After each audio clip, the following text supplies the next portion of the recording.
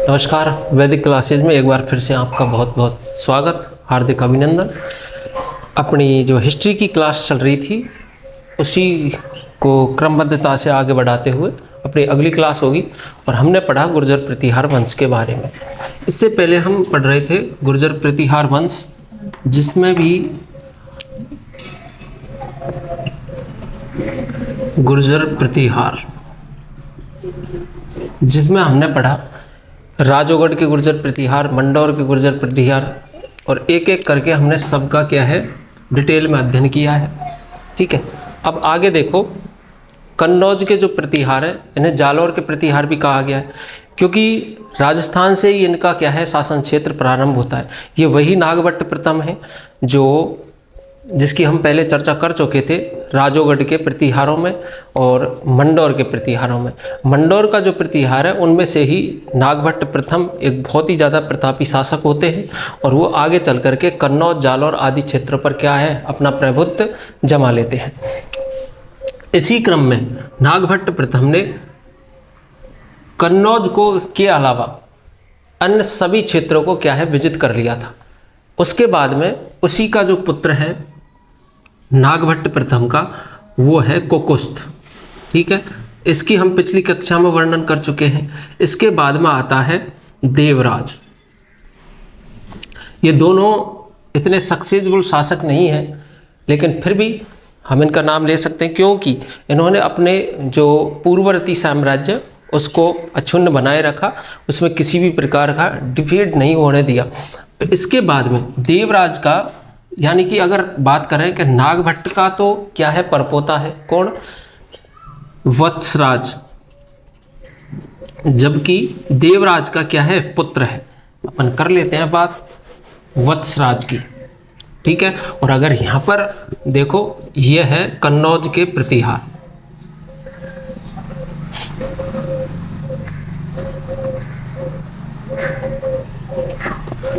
कन्नौज के प्रतिहार,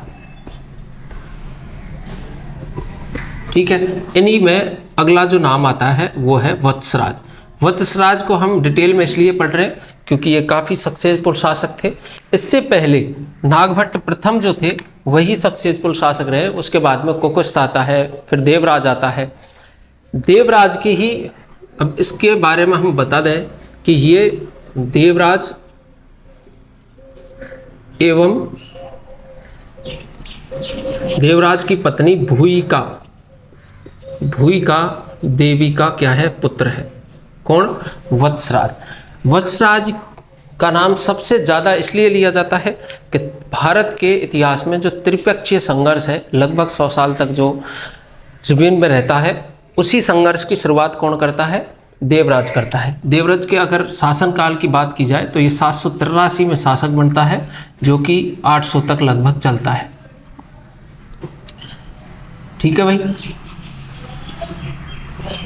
783 में ये क्या बनता है? शासक बनता है। और इसी उपलक्ष्य में इससे पहले ये जो इसके एक तो देवराज है और एक क्या है कोकुस्थ, ये इतना ज़्यादा शासन नहीं चला पाते। ठीक है, 783 से और लगभग 800 ईस्वी तक इनका जो है शासन रहता है। ठीक है, ये ऐसे प्रथम शासक थे त्रिपक्षीय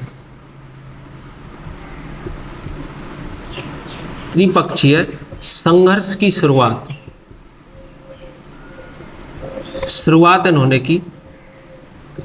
त्रिपक्षीय संघर्ष था किस किसके में? तो ये था भाई, एक तो राष्ट्रकूट, दूसरे थे पाल और तीसरे थे गुर्जर प्रतिहार। इन तीनों में संघर्ष होता है। संघर्ष का प्रमुख कारण जो है वो हम पिछली कक्षा में भी पढ़ चुके हैं कि जो मुख्य कारण था वो था कन्नौज को लेकर के। कन्नौज क्यों था कि उससे पहले जैसे अपन दिल्ली की बात करते हैं, दिल्ली बहुत ज़्यादा पीछे जाएगी। यानी प्राचीन काल में अगर बात करें तो दिल्ली का जो हस्तिनापुर शहर है वो काफ़ी फेमस था। किसके लिए? बहुत सारी उद्योग धंधों के लिए।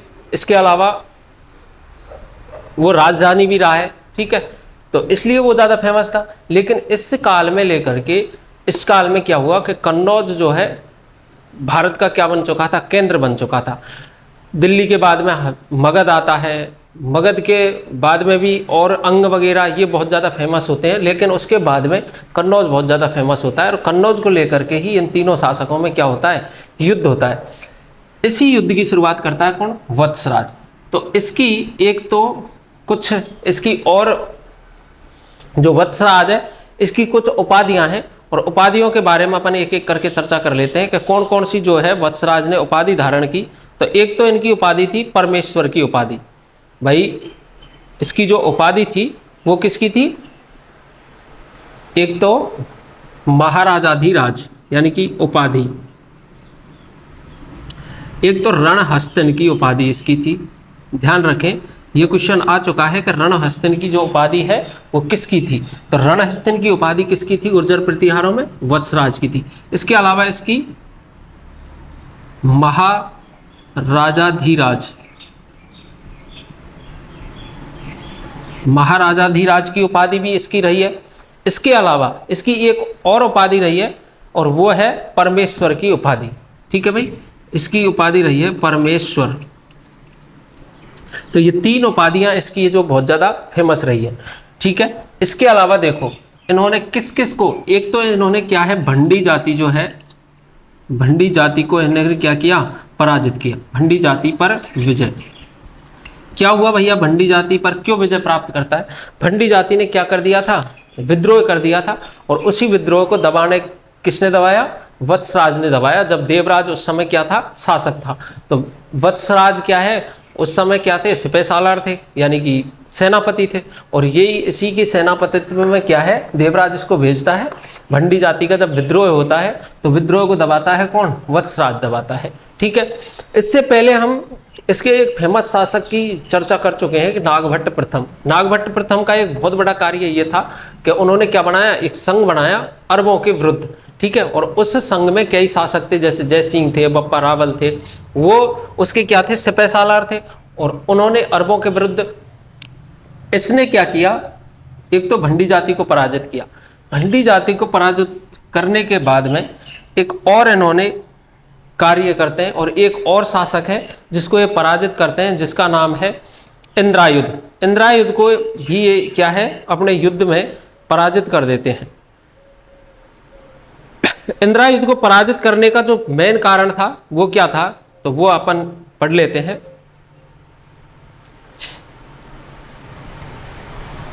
इंद्रायुध इससे पहले कहां के शासक थे, कन्नौज के शासक थे। यानी कन्नौज शासक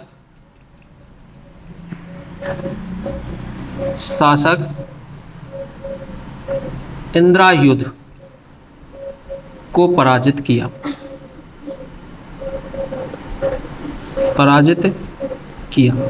ठीक है भाई, इसको पराजित कर देते हैं। दूसरी इनकी जो फेमस विजय है वो ये है कि इसके बाद में ये क्या करते हैं, पाल नरेश धर्मपाल को पराजित किया जाता है। ठीक है, पाल नरेश धर्मपाल को, पाल नरेश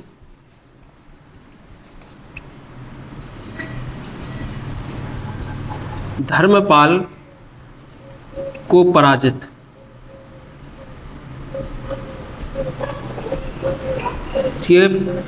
धर्मपाल को क्या कर देते, पराजित कर देते। लेकिन देखो ये ध्रुव से थोड़ा सा क्या है, डिबेट जो होती है ध्रुव से इसकी, तो उसमें ये क्या है, हार जाता है। और ध्रुव जो है, ध्रुव तथा वत्सराज के मध्य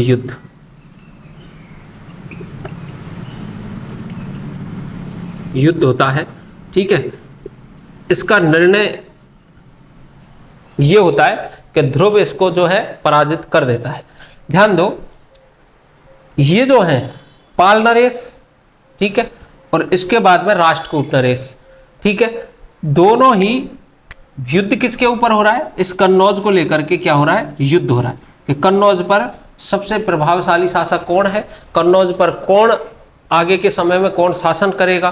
तो उसको लेकर के इन तीनों में बहुत ज़्यादा क्या है, संघर्ष छिड़ जाता है। अब जानकारी कहाँ से प्राप्त होती है इन सब की, तो एक बार आप इसका स्क्रीनशॉट ले लो और उसके बाद में हम बताते हैं कि जानकारी मिलती कहाँ से है, कि इसने किस किस पर विजय प्राप्त की। तो इन सब की जानकारी भी तो हमें प्राप्त होती है। तो एविडेंस क्या है, ये अपन को देखो भाई,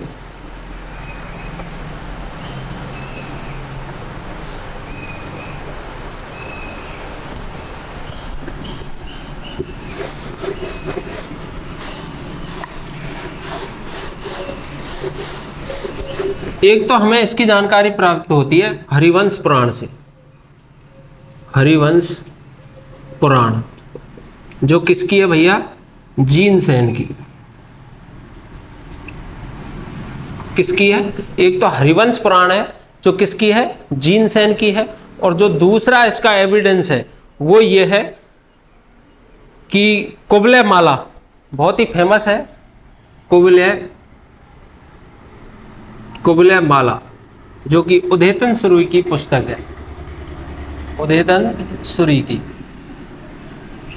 इससे इन दोनों से हमें ये जानकारी प्राप्त होती है कि वत्सराज नाम का कोई शासक था और उन वत्सराज की त्रिपक्षीय संघर्ष, यानी कि ऐसा लिखा नहीं था कि त्रिपक्षीय संघर्ष होता है, लेकिन उसके संघर्ष का इसमें वर्णन मिलता है इन दोनों पुस्तकों में। और वर्णन ये है कि वत्सराज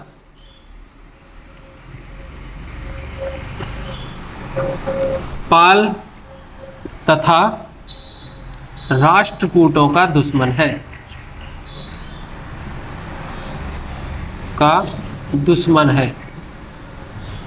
ठीक भाई। इस तरीके से जानकारी हमें इसमें प्राप्त होती है। एक चीज और आती है, एक कानकुब्ज है। कानकुब्ज नामक स्थान है जिसमें भी आयुध वंश क्या करता है, शासन करता है। यानी कानकुब्ज का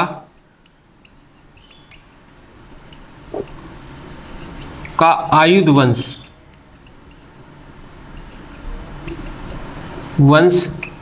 को पराजित करता है,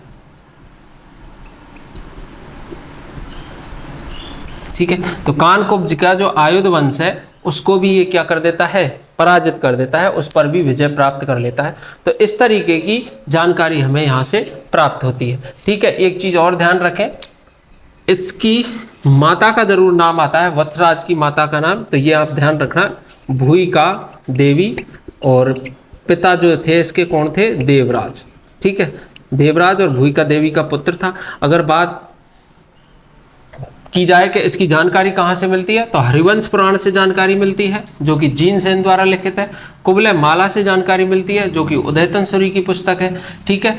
वत्सराज ने किसका दुश्मन माना गया है, इसे पाल, राष्ट्रकूट आदि का दुश्मन गया है। अगर इसकी उपाधियों की बात की जाए तो उपाधि इसकी है रणहस्तिन की उपाधि, जो कि बहुत ज्यादा फेमस है। महाराजा धीराज की उपाधि है और परमेश्वर की उपाधि यह धारण करता है कौन, वत्सराज, ठीक है भाई। तो ये इतना आप और इसके बारे में उतार लें, उसके बाद में आगे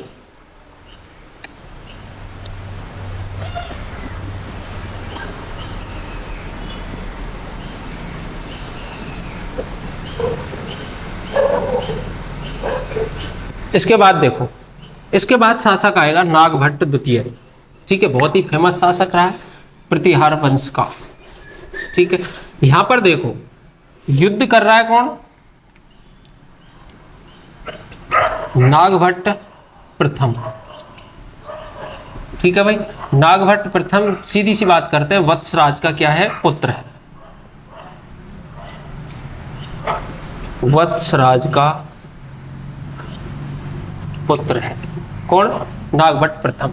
सबसे महत्वपूर्ण कार्य है कन्नौज को राजधानी बनाया, कन्नौज को राजधानी बनाया, प्रथम बार राजधानी बनाया किसने, नागभट्ट द्वितीय ने। सॉरी, प्रथम नहीं है, ये द्वितीय है, नागभट्ट द्वितीय, ठीक है। ये क्या करता है, जो कन्नौज है उसको प्रथम बार क्या बनाता है, अपनी राजधानी बनाता है, ठीक है।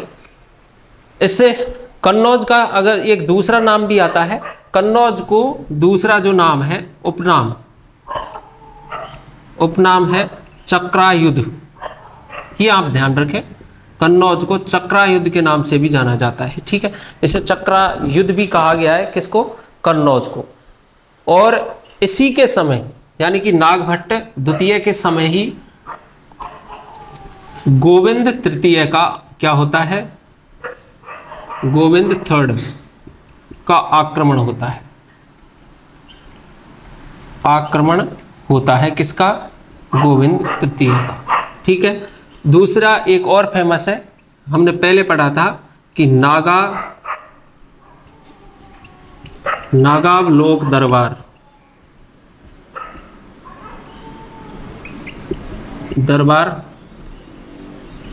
की स्थापना।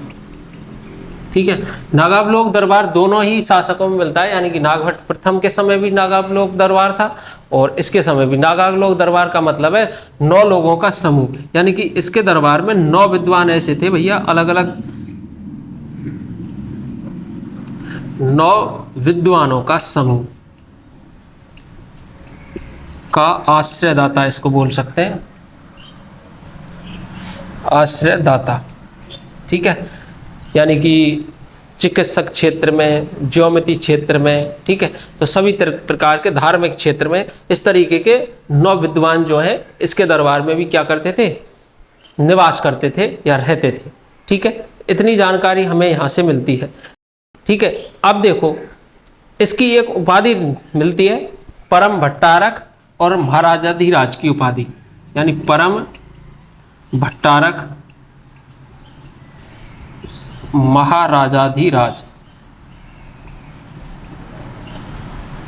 राज, ये 2 उपाधियां मिलती हैं। मिलती कहां से है? तो एक अभिलेख है जिसका नाम है बकुला का अभिलेख। बकुला का अभिलेख, तो बकुला का जो अभिलेख है उससे हमें इतनी जानकारी मिलती है कि नागभट्ट जो द्वितीय है उसने परम भट्टारक तथा महाराजाधिराज की क्या है? उपाधि धारण की थी। ऐसी जानकारी हमें बकुला के अभिलेख से प्राप्त होती है।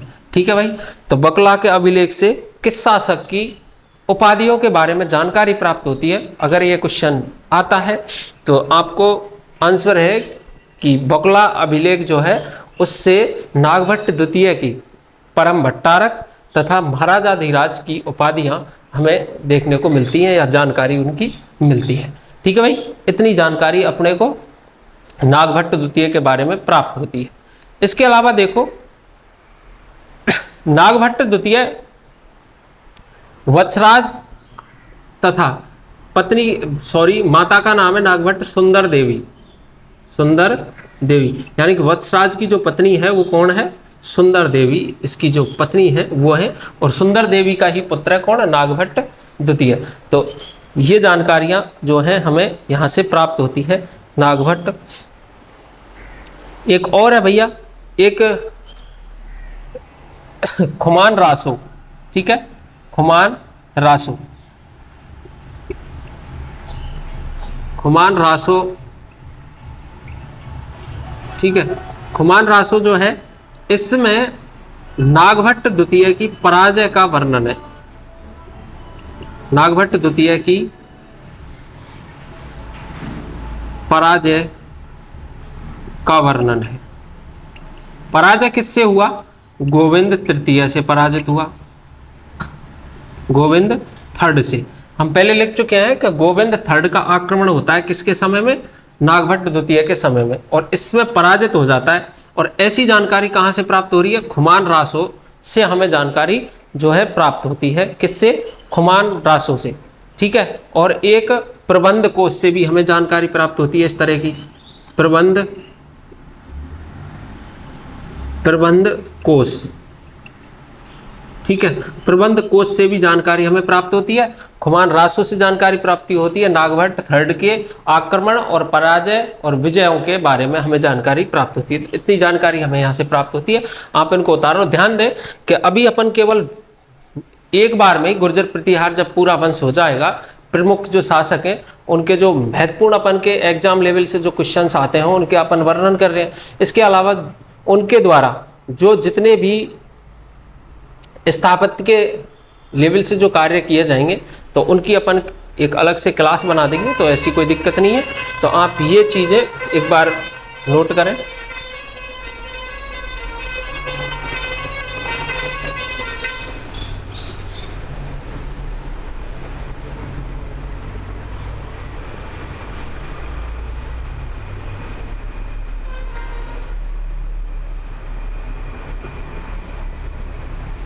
ओके,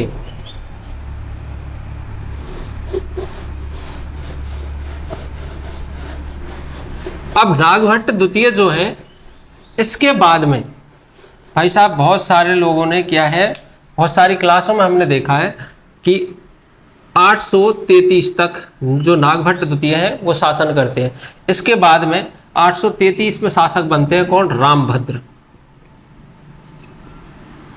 रामभद्र जो है, रामभद्र, इसी की पत्नी का नाम है अप्पा देवी। अप्पा देवी, अप्पा देवी क्यों फेमस है हम आपको बाद में बताएंगे। अप्पा देवी का एक पुत्र है भैया, जिसने विश्व में बहुत ज्यादा इतिहास में नाम कमाया है। ठीक है, ये ज्यादा शासन नहीं कर पाता, 833 से और मात्र 836 तक, यानी कि लगभग 3 साल ये शासक रहता है। इसके बाद में आता है कौन? अपना मिहिर भोज। मिहिर भोज, ठीक है, जो कि 836 से शासन करेगा। ठीक है, 836 से और कब तक शासन करेगा ये? जिसका नाम है कौन? मीर भोज। मीर भोज इतिहास के बहुत ही फेमस शासकों में से एक है। ठीक है, जिसकी जानकारी हमें वराह अभिलेख से बहुत ज्यादा प्राप्त होती है। किससे? वराह अभिलेख से। 836 से 885 लगभग ये शासन करेगा। ठीक है, ईस्वी तक। और सबसे प्रमुख जानकारी इसकी मिलती है वराह अभिलेख। वराह अभिलेख, वराह उपाधि है किसकी? मीर भोज की। ठीक है, और इसी से जानकारी हमें प्राप्त होती है। और ये ही अप्पा देवी का क्या है? पुत्र है। कौन? मिहिर भोज। ठीक है भाई, तो मीर भोज के बारे में अपन अगली क्लास में बात करेंगे। अभी क्लास अपनी ज़्यादा बड़ी हो जाएगी, इसलिए छोटी क्लासें ही ठीक रहेंगी। और ध्यान दें कि नियमित रूप से आप क्लास लेते रहें और क्लासों को ज़्यादातर शेयर करें, जिससे कि हर कोई इस क्लास का फ़ायदा उठा सके। ये अब फ्री ऑफ कॉस्ट है। हमारे नोट्स भी आपको प्राप्त हो जाएंगे। आप अगर नोट्स आपको प्राप्त करने हो तो आप जो यूट्यूब चैनल है उसकी वेबसाइट्स, उसमें दिया हुआ है, लिंक दी हुई है, उससे आप नोट्स प्राप्त कर सकते हैं। सभी प्रकार की एग्जाम जो है उनके अपने नोट्स प्राप्त हो जाएंगे आपको। निश्चित ही आपको एग्जामों में इसका प्रॉफिट होगा, तो आप ज़रूर से संपर्क करिएगा। धन्यवाद।